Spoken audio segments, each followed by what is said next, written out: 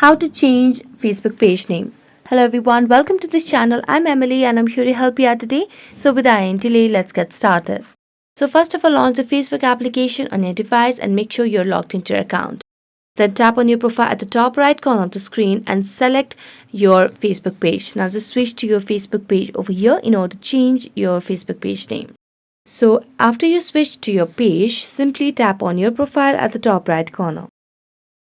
As you do that, select on the gear icon at the top right corner and then scroll down, and here you can see the option of page setup. So tap on the page setup option under audience and visibility category, and here you can see the option of name. So just tap on name, and as you tap on name, just tap on the name section and you can change the name according to your wish or according to your preference. But note that if you change your name on Facebook, then you'll not be able to change it again for 60 days.